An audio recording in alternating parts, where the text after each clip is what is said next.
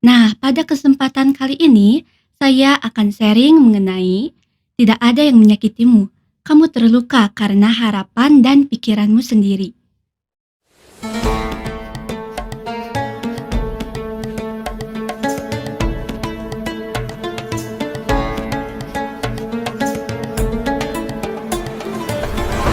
Bismillahirrahmanirrahim. Assalamualaikum warahmatullahi wabarakatuh.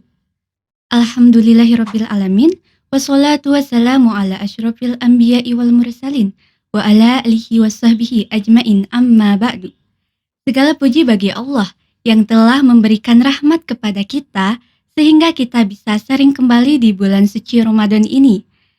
Pada kesempatan kali ini saya akan sharing mengenai tidak ada yang menyakitimu. Kamu terluka karena harapan dan pikiranmu sendiri.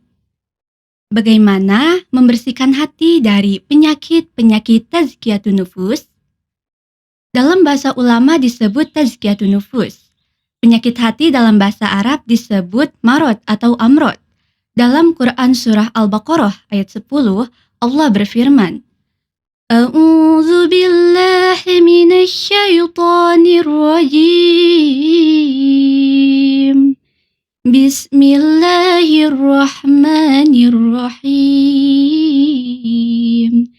Fi qulubihim maradun fazadahumullahu marada walahum azabun bima kanu yakzibun. Di dalam hati mereka, fi qulubihim maradun, ada penyakit. Kawan-kawan, apa penyakit hati yang paling berbahaya itu? Penyakit hati yang paling berbahaya itu adalah ragu kepada Allah Subhanahu wa Ta'ala. Penyakit hati yang paling berbahaya ini merupakan ibu dari penyakit hati yang lainnya. Dengki, bimbang, itu lahir gara-gara dia ragu kepada Allah. Ragu tentang apa? Ragu karena apa? Ragu tentang kekuasaan Allah. Ragu tentang kebesaran Allah, kebimbangan, galau, iri. Itu muncul karena dia ragu kepada Allah dan tidak yakin kepada Allah. Jika dia yakin, begitu masalah datang, di hati dia hanya la haula wala quwata illa billah. Cukup Allah yang akan menyelesaikan masalah ini. Jadi tenang dia itu. Masalahnya di sini kita yakin gak nih sama Allah? Bagaimana cara kita tuh keep the faith, belajar menjaga keimanan dan keyakinan kita kepada Allah. Gak mungkin ada orang yang meninggalkan sesuatu karena Allah, hidupnya itu jadi terlantar, jadi terlunta-lunta, itu gak mungkin. Bukankah Allah itu sudah banyak menunjukkan bukti kepada kita bahwa seseorang meninggalkan sesuatu karena Allah, Allah akan ganti dengan yang lebih baik. Contoh, Nabi Musa meninggalkan Mesir, Allah ganti dengan Palestina. Nabi Ibrahim meninggalkan Irak karena Allah ganti dengan Palestina dan Mekah. Jadi ketika ada orang yang berhijrah, tidak mungkin hidupnya jadi susah. Itu tidak ada ceritanya dalam sejarah. Hanya saja ketika dia meninggalkan sesuatu itu, Allah menguji dia.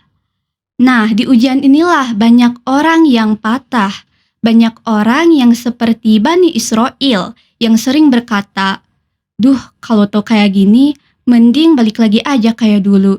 Hidup saya yang dulu lebih mudah dari yang sekarang. Itu yang dikatakan Bani Israel ketika menuju Palestina. Terus bagaimana dong cara membersihkan hati dari penyakit-penyakit itu? Mulailah belajar dari iman, belajar yakin kepada Allah. Jangan khawatir kalau Allah menjamin kehidupan kita. Jangan khawatir kalau Allah tidak akan menyia-nyiakan kebaikan kita. Kawan-kawan, pernah gak sih kawan-kawan membantu orang, ternyata orang itu pada akhirnya nyakitin kita, pada akhirnya mengkhianati kita. Itulah jika kita bertransaksi dengan manusia. Mungkin akan sia-sia. Berbeda dengan berdagang dengan Allah, tidak akan ada yang namanya sia-sia. Kita tetap harus membantu orang lain, tapi berharapnya pada Allah. berharapnya dibalas sama Allah. Kalau berharap sama manusia itu sangat pahit kawan-kawan. Seperti yang dikatakan Ali bin Abi Thalib yang berbunyi, aku sudah pernah merasakan kepahitan dalam hidup. Dan yang paling pahit ialah berharap pada manusia. Nah, cukup sekian ya kawan-kawan yang bisa saya sampaikan. Semoga kita bisa bertemu lagi di Ramadan berikutnya. Jazakallahu khairan katsiran. Wassalamualaikum warahmatullahi wabarakatuh.